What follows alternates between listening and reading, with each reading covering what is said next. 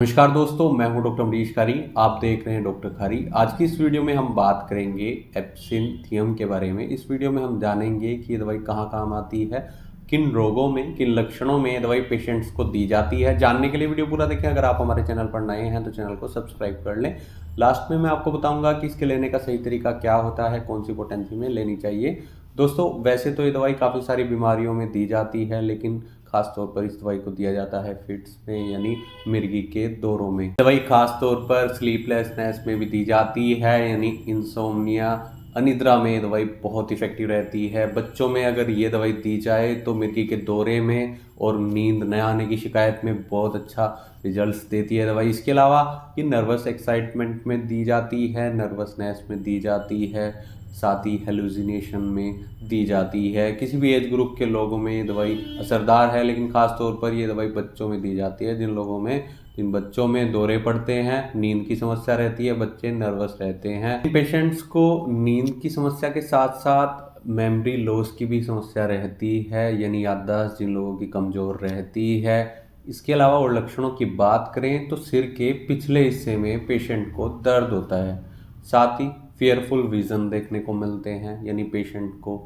डर के सपने कई बार आते हैं और पेशेंट हमेशा कुछ ना कुछ सोचता रहता है, अलग ही दुनिया में चलता रहता है। तो ऐसे केस में मानसिक रोगों के अगर ये दवाई दी जाए तो पेशेंट को काफ़ी राहत मिलती है। पेशेंट को फिट्स पड़ते हैं तो उस दौरान क्या सिम्टम्स देखने को मिलते हैं कि पेशेंट बेहोश हो जाता है, अनकॉन्शियस हो जाता है, साथ ही पेशेंट पीछे की तरफ गिरता है। ऐसे लक्षणों में मिर्गी के दौरे के पेशेंट में ये दवाई दी जाए तो काफ़ी अच्छे रिजल्ट्स इसके मिलते हैं, खासतौर पर अगर ये सिम्टम्स पेशेंट में देखे जाते हैं। ये दवाई वर्टिगो यानी चक्कर आने पर भी पेशेंट को दी जा सकती है। जब पेशेंट को चक्कर आते हैं तो पीछे की तरफ गिरता है, सिर दर्द भी होता है और पेशेंट को ब्रेन में और स्पाइनल कॉर्ड में कॉन्जेशन देखने को मिलती है।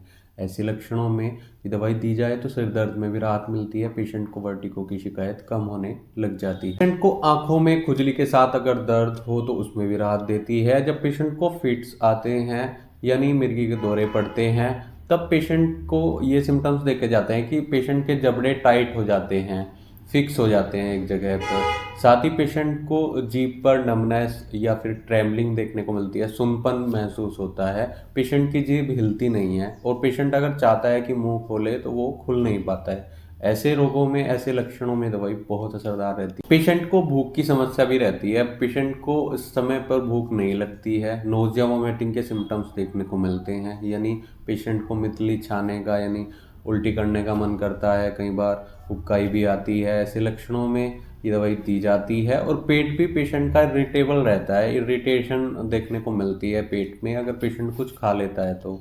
ऐसे लक्षणों में पेट में भी ये राहत देती है दवाई। दोस्तों, पेशेंट को अगर लीवर में पेन देखने को मिलता हो, साथ में अगर स्वेलिंग भी देखने को मिलती हो, स्प्लीन में भी यही सिम्टम्स देखने को मिलते हो, सूजन के साथ दर्द हो और पेट में पेशेंट को कई बार दर्द आता है, ऐसे लक्षणों में ये दवाई देने से लीवर के पेन में, स्प्लीन के पेन, पेशेंट को गैस बहुत ज़्यादा बनती है पेट में, गैस के साथ साथ कई बार ब्लोटिंग की, दर्द की समस्या रहती है। ऐसे लक्षणों में दवाई देने से काफ़ी मदद मिलती है। पेशाब के लक्षणों में भी अगर बार बार पेशाब करने की डिज़ायर पेशेंट को आती है और पेशाब से दुर्गंध देखने को मिलती है तो ऐसे लक्षणों में दवाई बहुत असरदार रहती है।